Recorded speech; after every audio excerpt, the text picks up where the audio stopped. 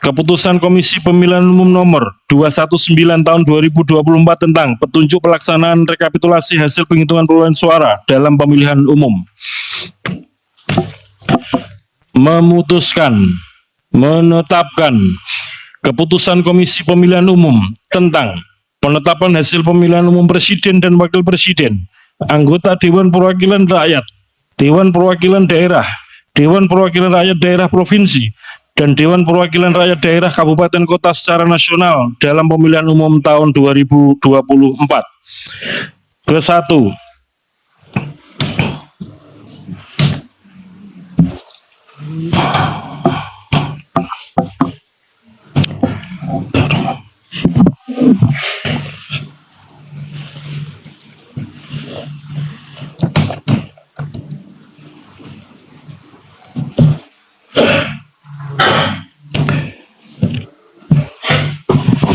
Mestinya yang perolehan suara ditetapkan di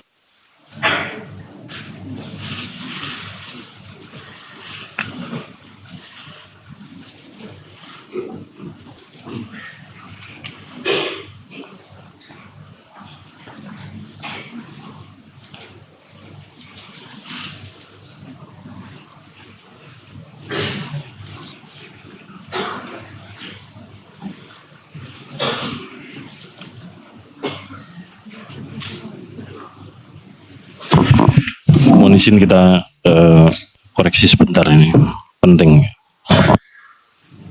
Assalamualaikum warahmatullahi wabarakatuh. Salam sejahtera untuk kita semua. Saudara-saudara sekalian, hari ini KPU telah mengeluarkan pengumuman resmi yang hasilnya dalam versi KPU telah kita dengar bersama.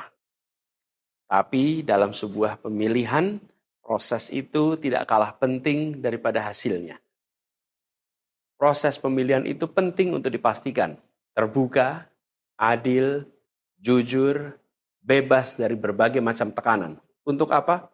Untuk menjamin bahwa semua suara yang memenuhi syarat akan didengar dan akan dihormati.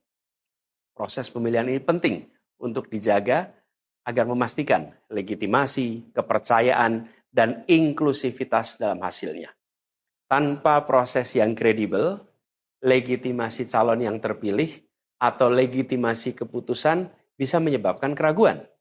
Maka menjaga integritas pemilihan adalah fundamental untuk kelangsungan demokrasi dan untuk terpenuhinya aspirasi masyarakat secara keseluruhan. Atas dasar itu, izinkan kami menyampaikan pernyataan untuk mendakapi proses pemilu yang sejak awal hingga saat ini. Saudara-saudara sekalian, sepanjang perjalanan Pilpres kali ini, sejak awal kita semua telah melihat dan menemukan begitu banyak ketidaknormalan, kekurangan, dan pembiaran terhadap proses yang tidak wajar, yang tidak pernah terjadi sebelumnya dalam sejarah bangsa ini.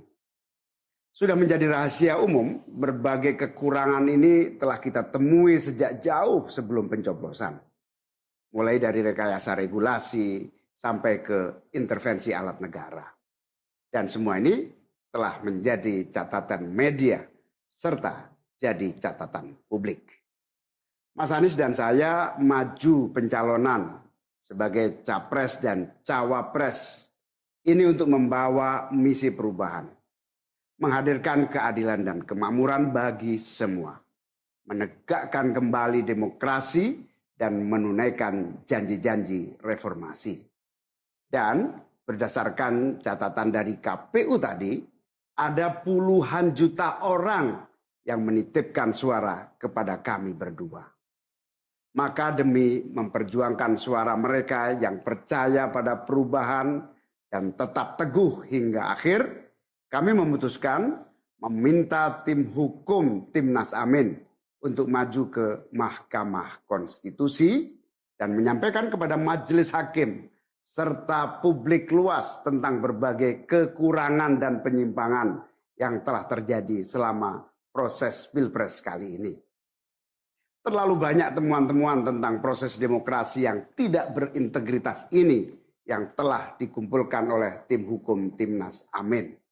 Semua ini nanti akan disampaikan oleh tim hukum kepada Mahkamah Konstitusi.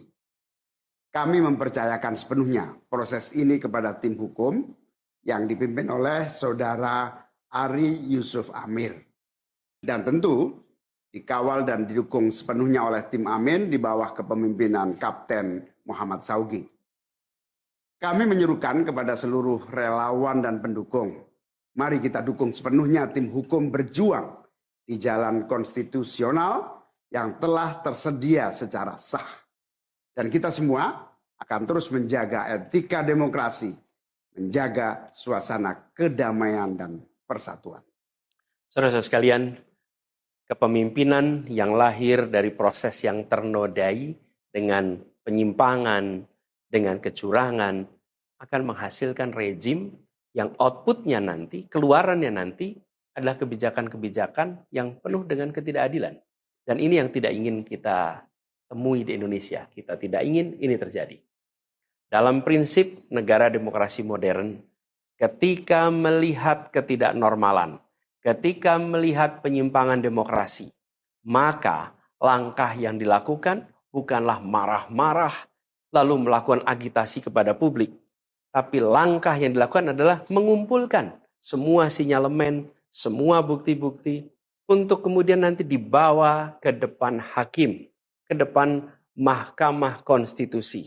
Ini ciri pribadi, ciri organisasi, dan ciri negara yang modern, yang matang, yang beradab. Karena itu sejak awal kami katakan, kami tidak akan gegabah. Walaupun kami merasakan sejak masa kampanye sampai pemilihan terlalu banyak ketidaknormalan, penyimpangan yang kami alami. Tapi kami memilih untuk mengumpulkan itu semua secara hati-hati, melakukan validasi, memastikan akurat. Kenapa? Karena kita ingin negeri ini, negara tercinta kita ini terus maju makin matang dalam berdemokrasi, makin matang dalam bernegara. Dan ini kita kerjakan dengan keseriusan. Kita tidak ingin proses demokrasi yang terjadi membuat kita mundur mendekati masa pra-reformasi. Karena itulah kita menjaga semua proses ini secara baik, secara tertib. Walaupun itu semua kita lakukan, akan ada saja yang berusaha merendahkan usaha konstitusional ini.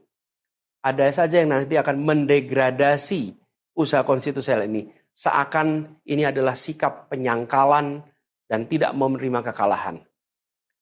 Izinkan kami tegaskan di sini. Kami tidak ingin membiarkan penyimpangan atas demokrasi itu berlalu tak ditantang. Kami tidak ingin penyimpangan itu berlalu tanpa catatan. Kami tidak ingin ini menjadi presiden yang buruk bagi generasi-generasi yang akan datang. Biarlah cukup berhenti sampai di sini. Jangan ada pembiaran. Bila penyimpangan, pelanggaran dibiarkan, dia menjadi kebiasaan. Bila kebiasaan dibiarkan, dia menjadi budaya. Kita tidak ingin budaya demokrasi kita penuh dengan ketidaknormalan. Kita ingin mengembalikan demokrasi kita menjadi demokrasi yang penuh dengan kewarasan. Demokrasi yang mengedepankan adab. Ini yang harus kita kerjakan. Karena itulah kenapa kita memilih jalur ini.